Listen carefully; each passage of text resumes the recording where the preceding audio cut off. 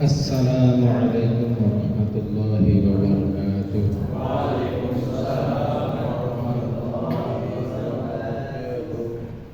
Bismillahirrahmanirrahim. Alhamdulillahirabbil alamin wassalatu wassalamu ala sayyidil anbiya'i wal mursalin habibina wa maulana Muhammadin sallallahu alaihi wasallam wa ala alihi wa ashabihi ajma'in. Subhanaka la ilma lana illa ma 'allamtana innaka antal alimul hakim. Hadirin ahli zikir, ahli tahlil, ahli taklim, majelis ilmu, majelis kopi, rahimakumullah.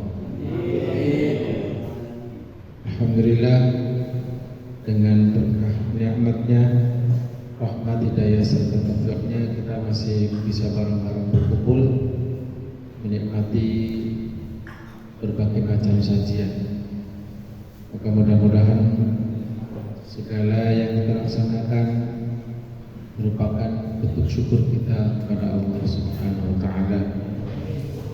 Salawat dan salam semoga tercurah atas kita Nabi Muhammad sallallahu alaihi wasallam, insan yang kepada beliau diturunkan Al-Qur'anul Karim untuk kita pelajari. Dan di antara isi Al-Qur'anul Karim adalah tentang Asmaul Husna. Asmaul Husna ini bagian dalam Al-Quran. Jadi barang siapa yang mengingkari Asmaul Husna berarti dia kufur, karena dia mengingkari sebagian dari isi Al-Quran. Kemarin kita sudah selesai membahas tentang Asmaul Husna yang ke Al-Fatah yang ke 19 Al-Fatah ya. Al-Fatah. Al-Fatah itu artinya zat yang maha pembuka. Maka makna pembuka di sini atau membuka itu bukan hanya umpamanya membuka buku, membuka pintu, bukan hanya. Lebih luas maknanya, yaitu zat yang maha membuka segala perkara yang terkunci.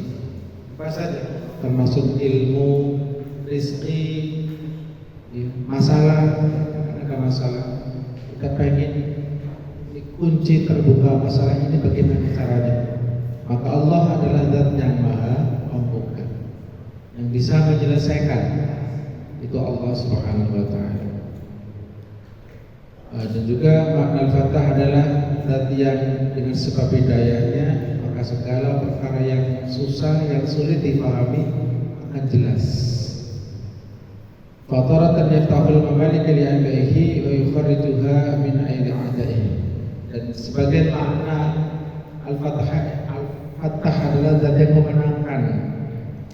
Zat yang memenangkan, karena Allah Subhanahu wa ta'ala berfirman, inna fatahna laka fathan mubina liyaghfir lakallahu ma taqaddama min dzambika wa ma ta'akhkhar. Sesungguhnya aku Allah fatahna, kami membuka untukmu ya Muhammad, fathan dengan membuka berupa kemenangan, mubinan yang nyata, dan seterusnya. Fathu Makkah tidak langsung terjadi begitu Nabi dapat menjadi seorang utusan Allah, butuh waktu, butuh perjuangan dan doa. Setelah ikhtiar keluar dari kota Mekah menuju ke Madinah, menyusun kekuatan, berdakwah dan sebagainya dengan akhlak yang baik, mengajak bersatu seluruh penduduk, seluruh rakyat di Madinah. Pada akhirnya bisa merebut kembali kota Mekah. Allah Subhanahu wa ta'ala yang menciptakan sebab-sebab itu semua. Wa tarakan yarfa'ul hijab 'an qulubi awliyaihi wa yaftahu lahum al-abwaba ila malakuti samaihi wa jamil kibrihi. Yaqulu ta'ala ma yaftahillahu lin-nasi min rahmatin fala mumsika laha. Sebagian makna Al-Fattah di sini zat yang membuka hijab, ya. Yang tadi maknanya wa bi hidayatihi kashifu kullu mushkil, yang dengan sebab hidayahnya maka terbuka segala perkara yang muskil. Contoh perkara muskil begini, kita tiba-tiba ada masalah, ya. Kalau Allah tidak membuka hijab, maka musibah yang menimpa kita hanya bisa menghadapi dengan sedih, bingung, kadang mungkin pengen bunuh diri lah, akan tertutup. Tapi begitu dibuka hati kita oleh Allah, kita bisa memahami ternyata di dalam musibah ini ada hikmah. Yang hikmah itu sangat luar biasa. Jadi sudah disiapkan Allah. Jadi itu sebagai makna, yaitu membuka hijab dari hati para kekasih Allah Subhanahu wa taala. Orang-orang yang dipilih oleh Allah, orang-orang yang istiqamah imannya, Islamnya, maka dia akan menjadi orang yang tercinta, dicintai oleh Allah. Ketika dicintai Allah, akan diberi ilmu yang macam-macam, dikasih pemahaman yang orang umum nggak dikasih. Jadi jangan heran sebagian manusia ini ada yang tahu alam gaib karena apa? Dibuka oleh Al-Fatah. Allah yang menghendaki, memang Allah itu maha mengetahui alam yang gaib, tetapi Allah berkenan memberitahunya kepada hamba-hamba yang dia cintai. Jadi sebagian aulia ilahi dibuka bisa melihat malakut samaihi, alam malakut, alam di situ ada alam roh, ada malaikat. Itu tidak mustahil orang bisa melihat malaikat kalau sudah mencapai sebagai hamba yang dicintai oleh Allah dan hijabnya dibuka. Jadi kita mungkin saking banyaknya dosa kita nggak rapat, kita nggak bisa melek hatinya, nggak bisa memahami keagungan af'al Allah, tidak bisa memahami indahnya takdir Allah dalam memberikan musibah pada kita. Jadi kalau ada musibah kita langsung nangis, langsung panik, ya, putus asa. Padahal musibah itu datang pasti ada hikmahnya. Makanya kalau kita renungkan, kadang kita membenci sesuatu masalah, padahal di situ banyak kebaikan. Nah, kadang kita suka dengan sesuatu hal, tapi itu bahaya. Karena apa? Karena otak kita masih kecil, umurnya udah tua, tapi otaknya masih kecil. Betul Pak? Kira-kira paham maksud saya? Kita umurnya udah 40 tahunan semua hampir, tapi otak kita belum bisa menerima musibah itu hadiah dari susah nggak? Masih susah. Atau kita masih sana kecil, kalau nggak dikasih jajan jengkel. Betul? Pelit nih bapak nih, ibu pelit nggak mau ngasih jajan sama makan penting kan? Ya jadi ini kita, makanya saya mengajak, ayo dekati Al-Fatah. Nah, dengan apa? Dengan kita mengaji dan berdoa untuk mendapatkan terbukanya pintu ilmu. Dengan ada doa, dengan ada kita mengaji, kemarin sudah terangkan ya. Begitu pula rezeki, kita sering munajat kepada Allah, ya Fattah, ya Allah yang Maha Pembuka, bukalah pintu rezeki. Ya jangan sekali doanya Pak, ya Allah bukalah pintu rezeki, Kau Maha menerima doa. Alhamdulillahirabbil alamin. Al-Fatihah. Jangan cuma sekali, berkali-kali. Ya, karena salah satu adab berdoa adalah ayyuliha fi du'aihi. Istilah anak kecil itu merengek-rengek ya. Enggak cuma sekali ditanya, beli kuota please. Beli jajan please. Ngomong lagi. Kalau manusia begituin, bosan, ngomong mulu, bisik, bisa begitu. Tapi kalau Allah tidak diminta, Allah malah marah. Kamu butuh aku, kata Allah Subhanahu wa ta'ala. Minta sama Allah. Udah minta nggak dikasih. Kadang kita menganggap doa yang belum kita kabulkan berarti Allah belum terkabul kepada kita. Terkadang kita nganggap nggak pas sama kita, sehingga kita putar ke doa. Ya Allah, mudah-mudahan beri aku ilmu. Udah 3 tahun ngaji secangkir hikmah, nggak bisa. Ketika doa, ya Allah beri aku rezeki, kerjaan. Jadi jangan diganti, apa aja nggak apa-apa. Karena bisa jadi Allah menerima doa bapak-bapak yang ke1000 kali. Nih, habis sholat sekali. Ya kita doa, Rabbana hab lana min azwajina wa dhurriyyatina qurrata a'yun waj'alna lil muttaqina imama. nanti besok subuh sekali kan 2 kali. Bisa jadi yang ke-600 lalu dikabulkan oleh Allah Subhanahu wa taala. Kebanyakan itu rahasia ilmunya Allah. Apakah sia-sia yang kita panjatkan? Tidak. Kalau sudah memenuhi standar adab doa, maka doa yang kita panjatkan belum dikabul-kabulkan, menurut dalil kita ada kemungkinan diganti oleh Allah dengan yang lebih baik. Ya Allah berilah saya kijang, dikasih kuda. Kijangnya susah, kuda banyak. Nah, ya Allah berilah aku rezeki yang banyak, tahu-tahu asam uratnya sembuh. Nah, jadi Allah punya rahasia sendiri. Satu, yang kedua, kalau nggak diganti Allah simpan di akhirat. Ini dulu kamu minta kuda, nggak dikasih juga, minta kijang nggak dikasih juga. Ini sekarang kita kasih di akhir. Jadi poin doa kita akan dikabulkan pasti tidak akan nanti. Yakin karena Allah itu dan yang mujibud da'wah, yang mengabulkan doa. Jadi jangan sampai kita nggak berdoa. Inilah kita. Kita lanjut Asmaul Husna yang ke-20 ya. Betul. Al-Alim. Al-Alim dari kata alimah. Alimah maknanya mengetahui, ngerti, paham. Kalau seseorang itu mengerti, maka bahasa Arabnya al-alim. Dia orang yang alim, orang yang tahu, walaupun tahunya tentang masalah wudhu, masalah sholat aja. Ini udah namanya orang alim. Maka ketika pengetahuannya lebih banyak, maka disebut sebagai orang yang alim.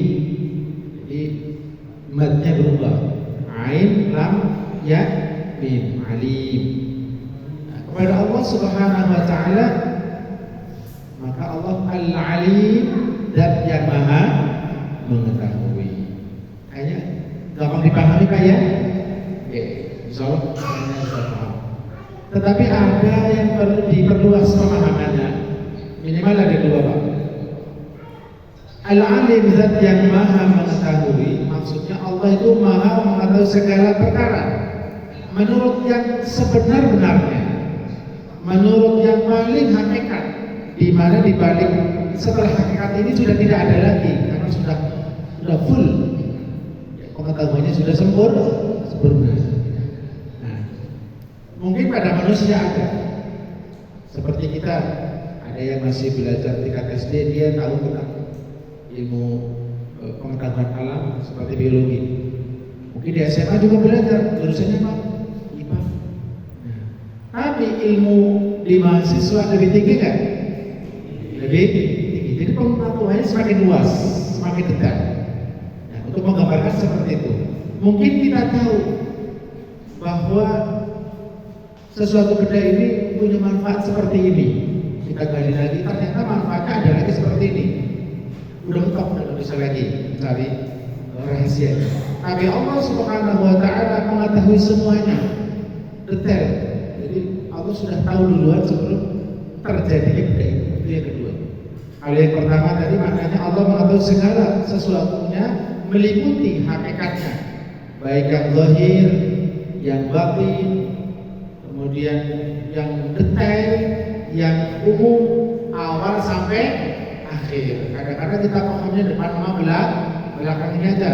Cuma Allah nama As-Sabur. Artinya ya Allah tahu artinya ya Rahman masih bisa, ya Rahim masih bisa, ya Malik udah boleh mikir, ya Qudus sudah bilang di belakangan. Malik masih ingat apa ya? Artinya apa? Mungkin tahu tapi lupa bertanda ya ilmunya nggak sempurna. Ya, terakhir ingat As-Sabur. Jadi ilmu manusia ada batasnya, tapi ilmu Allah meliputi. Wala yuhituna bi syai'in min 'ilmihi illa bima syaa. Jadi pahamnya ayat kursi bukan hanya sebagai ayat pelindung diri dari setan. Pahami ayat kursi, ya pahami Al-Fatihah, pahami surah-surah Al-Quran. Maka Anda paham nanti, Anda tahu ini bukan surat untuk ilmu kesaktian juga nggak mempan bacok, mempan di jurus, itu nggak masuk area agama. Nah, al-alim itu yang pertama. Artinya Allah yuhitu ilman bi kulli syai'in. Allah ilmunya meliputi segala sesuatu. Namanya meliputi kan meliputi besar kecilnya, hakikatnya, zahirnya, batinnya semua. Termasuk ilmu tentang siwa, ya, ilmu tentang sholat tahiyatul masjid yang kita anggap sepele dan jarang dikerjain bapak-bapak. Ya, datang masjid langsung duduk aja dan sebagainya. Nah, yang kedua adalah yang perlu kita jelaskan bahwa tsumma la yakunu mustafadan minal ma'lumat. Ilmu Allah itu tidak dihasilkan dari penelitian, dari melihat sesuatu. Beda dengan kita ya. Kita dapat tahu karena info. Betul. Ini yang kemarin ini karena ada info. Kalau nggak ada info tahu nggak? Nggak tahu. Nah, ini HP namanya. Bisa tahu HP karena apa? Ada info. Ilmu kita dihasilkan dari informasi dulu, dari bendanya dulu. Tentang gunung. Oh, gunung seperti ini bisa kok begini. Dari gambar tahu ya. Ilmu kita dihasilkan dari benda, dari meneliti sesuatu. Tapi ilmu Allah kebalik. Sebelum gunung jadi, Allah udah tahu dulu yang namanya gunung nanti bentuknya seperti ini. Diciptalah gunung. Dicipta oleh Allah gunung sesuai dengan ilmu Allah, sesuai dengan kehendak Allah seperti ini. Lagi, inni ja'ilun fil ardi khalifah. Allah Subhanahu wa taala pada para malaikat, aku akan membuat di bumi ini seorang khalifah. Udah jadi belum Nabi Adam? Belum diciptakan. Kayak bentuknya manusia kan tak tahu kita kan. Oh, dibuat oleh Allah Subhanahu wa taala di tangan. Jadilah manusia. Akhirnya manusia yang lain seperti kita. Oh, namanya manusia punya kepala begini, bisa berdiri tegak, punya rambut. Paham ya? Jadi ilmu Allah tidak diambil, tidak dihasilkan dari penelitian, dari informasi. Tapi kalau ilmu kita dia. Jadi duluan mana antara ilmunya Allah dengan benda yang diciptakan dengan ilmu itu? Duluan mana? Duluan ilmunya Allah. Jadi makanya Allah Al-Alim, karena dia nomor satu. Al-Alim mau menciptakan dunia bentuknya bulat. Akhirnya mulai diteliti tuh yang perjalanan Marco Polo sama Ibnu Batu Koh memeriksa tentang bola bumi itu bulan udah mulai ketahuan. Tapi kan karena apa? Karena diteliti, dipelajari. Jadi ilmu Allah dulu, kemudian menciptakan benda itu dipelajari oleh kita jadi ilmu kita. Jadi ilmu kita diambil dengan perantaraan makhluk dulu, paham? Itu bedanya. Kalau Allah enggak. Makanya ketika Allah Subhanahu wa taala memberikan ilmu kepada para nabinya tanpa guru sesama manusia, maka orang yang punya ilmu seperti ini, yang diberi ilmu oleh Allah seperti ini atau disebut ilmu ladunna atau ilmu ladunni, maka ini orang yang memang kekuatan robitnya dengan Allah, kekuatan hubungan batinnya dengan Allah ini yang paling kuat. Jadi bukan ilmu tentang kebendaan. Makanya ketika ditanya, kenapa kamu ibadah kepada Allah? Karena Allah yang menciptakan saya. Kenapa kau senang sholat berjamaah? Jawabannya bukan karena sholat jamaah pahalanya 27 kali. Bukan. Tapi ini perintah Allah. Allah cinta dengan orang yang sholat berjamaah. Dan Nabi tidak pernah sholat fardu sendirian. Dan bapak-bapak juga sama kan? Allah ya, istiqomah. Nabi itu nggak pernah sholat fardu sendirian, selalu berjamaah. Makanya ada sebagian ulama mengatakan sholat berjamaah hukumnya fardu ain, nggak sah sholatnya kalau nggak berjamaah. Ini untuk hati-hati kita. Untuk madzhab kita Syafi'i untuk kifayah aja. Jadi yang di rumah sholat sendiri nggak dosa. Menurut kita nggak dosa. Tapi kita perlu hati-hati, usahakan jamaah. Ya meskipun mungkin dengan istri di rumah ya. Jadi itu makna al-alim. Ada dua perbedaan ilmu kita ya. Walaupun kita mungkin memahami bahasa dengan sempurna, tetap kesempurnaan itu bagian kecil dari ilmu Allah Subhanahu wa Ta'ala. Nah, udah paham Pak? Itu Allah Maha mengetahui dan alim. Nah, sekarang udah yakin Pak? Yakin Allah Maha mengetahui Pak? Allah itu tahu keadaan Bapak dari ngaji tadi, maghrib udah mulai capek, udah mulai ngantuk, banyak yang muak tadi. Tahu. Sekarang pun Allah tahu, makanya minta malaman. Kasihan yang udah selesai jalan tadi. Nah, setelah beriman dan harus percaya Allah itu Maha mengetahui, bukan hanya tahu saja. Jadi kalau kita meminta sesuatu kepada Allah bukan karena Allah keperhatian apa ya. Jadi sekarang saya sekarang dari dulu sampai sekarang saya minta mobil ini mau nggak dapat mulu. Bukan Allah nggak tahu. Allah punya rahasia. Dan saya nggak tahu kasih apa. Itu terserah Allah. Nah jadi setelah itu kita terapkan. Orang yang yakin Allah Maha mengetahui, ya ini pasti ada buahnya, ada hasilnya. Nah, seperti kita lihat, atau kalau kita lapar, lihat ada mie ayam tadi, apa yang kita lakukan? Ya kita makan. Ya kan? Ada kopi, ya kita minum karena enak, seger. Karena apa? Karena kita udah tahu, lihat lagi, udah lagi seger. Oh ini kopi boleh kita minum. Sama. Ketika kita beriman kepada Allah bahwa Allah punya asma'al alim dan yang Maha mengetahui, maka minimal ini ada dua atau beberapa hal. Yang pertama, orang yang percaya kalau Allah itu Maha mengetahui, yang pertama nih, kalau benar-benar yakin dia hanya merasa cukup Allah saja yang lainnya dia ibadah. Dia merasa udah puas, yang penting Allah melihat saya ibadah. Orang lain yang lain nggak apa-apa, mencela saya nggak masalah, karena saya yakin Allah Maha mengetahui. Kita baca Yasin tiap hari di rumah.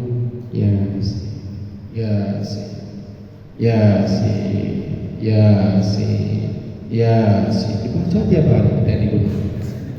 Gak usah cerita sama orang lain. Emang kita pengen orang pada ngerti, diviralin. Ada status, alhamdulillah saya udah baca Yasin 10 kali. Status Yasin. Tiap hari pasang status itu. Apa perlu seperti itu? Nggak perlu. Karena kita yakin Allah Maha mengetahui. Jadi orang yang yakin Allah itu Maha mengetahui sudah cukup. Artinya apa? Sudah cukup dia beribadah jadi ikhlas. Nggak bisa ria Bang. Nggak bisa ria, nggak bisa sombong. Saya pengen sholat biar dilihat teman bahwa saya udah baik sekarang. Nggak usah seperti itu. Cukup Allah ya. Sedekah nggak usah diceritain, malah pahalanya bisa dihilang. Nggak, mending bilang doang, pahala hilang, ria nih, pahala hilang, amal ditolak, dimasukin ke neraka. Iya, kita diberita Allah untuk apa? Untuk ibadah dengan ikhlas. Cara supaya ikhlas, salah satunya cara meyakini Allah Maha mengetahui ibadahnya. Sedekah 10.000 dicerita-ceritain, saya sih nggak pamer. Mari tak kasih 10.000 sih. Ya, apa diceritain? Nggak usah. Artinya pamer, ngomongnya nggak. Sayang berarti. Udah tahu? Kemarin dikasih apa? Nggak tahu saya. Nggak tahu diterima apa enggak maksudnya ya? Nggak tahu. Kemarin kamu yang nolongin dia? Nggak tahu saya. Nggak tahu. Nolong saya ini diterima oleh apa? Ya nanti, ya Allah, terimalah ibadah ikhlas saya ini ya Allah. Udah ke Allah aja udah. Dan jadi kalau kita memberi sesuatu kepada orang, jangan dulu balasan dari dia, nggak usah. Karena yang nanti yang membalas adalah Allah yang Maha Alim. Itu Itu yang pertama. Jadi selamat dari riya. Karena riya itu menghancurkan amal dan riya itu sangat dibenci oleh Allah Subhanahu wa Ta'ala. Ada tempat khusus, ada kamar khusus untuk orang yang riya, namanya wail. Wailul lil musallin alladzina hum an salatihim sahun alladzina hum yura'un. Orang yang pamer udah disediain kamar. Di dalam penjara itu ada kamar bil kecil namanya wail. Bagi orang yang ibadahnya bukan karena Allah tapi riya. A'udzubillah min. Ciri-cirinya riya. Barangkali kita punya Pak ya. Kadang-kadang kita riya bukan gitu ya. Ciri-cirinya gini.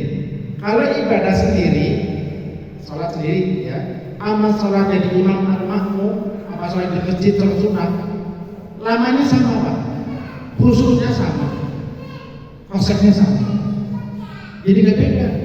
Kalau sholat di rumah, malah lebih baik lebih panjang. Yang di sini biasa aja standar. Bapak-bapak bisa standar kan? Iya, di rumah baca yasin nggak apa-apa. Yang mulai baca ya, yasin tapi bukan Yasin bukan sampai subhanalladzi biyadihi malakutu kulli syai'in wa ilaihi turja'un. 2 ayat Yasin sampai dia. Begitu di masjid biasa aja. Kuliah, kulhu, anas, Allah. Jadi imam biasa aja, nggak usah dipanjang-panjangin, sederhana saja, sama. Tidak ada bedanya karena apa? Dia yakin Allah Maha mengetahui. Ini saja. Yang kedua, kalau orang lihat ciri-cirinya, kalau dia disanjung, biasanya nambah ibadahnya, tambah panjang, tambah bagus. Tapi kalau dihina, don, ada Allahu Akbar, Allahu Akbar, itu yang ketemu berhenti langsung. Karena apa? Dia merasa terhina. Jadi orang saya ikhlas karena Allah memang surah saya begini. Udah tua, udah gak bagus makronya ya. Karena gak ada yang ada, ustaznya masih di rumah semua, marbotnya juga pulang. Ya udah, ya udah, sebisanya ada, gak apa-apa. Jangan dipikirkan jelek apa enggak. Oh besok itu lagi, biarin aja lagi. Jangan ada, jelek suaranya. Ya lu yang ada mestinya, gitu aja. Jadi kalau dihina, gak mau ibadah lagi. Kalau dia sedekah 10.000 nih, disanjung bisa besok jadi 100.000. Ya ganti saya besok kurangi 1 juta. Sedekah kok 10.000, dikit amat. Kasih 5.000, nggak ikhlas. Lama-lama nggak mau sudah, karena dia nggak yakin Allah Maha Alim. Yang kedua, orang yang percaya Allah Maha Alim, maka dia akan menghabiskan umurnya untuk mencari ilmu. Dia habiskan untuk mencari ilmu, paham Pak? Orang yang yakin karena pasti dia akan meniru Allah yang Maha mengetahui. Minimal jangan jadi orang bodoh agama. Akan berusaha pengen tahu artinya al-alim, pengen tahu artinya al-fatah, pengen tahu cara ibadah yang benar, tentang nama-nama najis ya. Jadi udah ngaji semua. Supaya apa? Supaya kita tahu. Jadi orang yang beriman kepada Allah sebagai al-alim, maka dia yang kedua ini dia akan berusaha selalu mencari ilmu. Ilmu apa? Ilmu yang wajib dia pelajari. Ada 3. Yang pertama ilmu tauhid. Ilmu apa? Dia pasti belajar. Dia mau belajar. Karena apa? Agar tauhidnya benar, sah. Tidak sampai mensifati Allah dengan sifat yang tidak benar. Contoh mensifati yang tidak benar, Allah punya jenggot, punya hidung dan sebagainya. Ini salah. Akidah yang tidak benar. Mujassimah namanya. Ini aliran sesat. Tidak boleh. Allah punya kaki. Tidak boleh. Jadi tahu tidak boleh. Yang kedua adalah ilmu fikih. Ilmu apa? Biar lihat ibadahnya sah, benar. Pasti dia akan berusaha. Allah Maha tahu. Takut keren. Yang terakhir ilmu akhlakul qalbi, ilmu hati. Agar apa? Agar ibadahnya diterima oleh Allah. Akidah benar, sholatnya udah benar, ya. Tapi nggak ikhlas, diterima Allah nggak diterima. Makanya harus belajar ilmu akhlak atau ilmu tasawuf. Itulah hasil dari keyakinan kita bahwa Allah Al-Alim. Maka kita akan hanya cukup dengan pengetahuan Allah kepada kita ketika kita sholat, Allah Maha Tahu. Yang kedua, kita selalu belajar ilmu agar ibadah kita, akidah kita agar kita semakin baik. Berhasil, ini saja yang bisa saya sampaikan, mudah-mudahan menambah keimanan kita kepada Allah yang Maha Al-Alim. Sudah 20 Pak ya. Kira-kira kalau diulang hafal semua artinya apa? Pokoknya itu Asmaul Husna. Alhamdulillah. Dari saya cukup sekian. Wallahul muwaffiq ila aqwamit thariq. Assalamualaikum warahmatullahi wabarakatuh.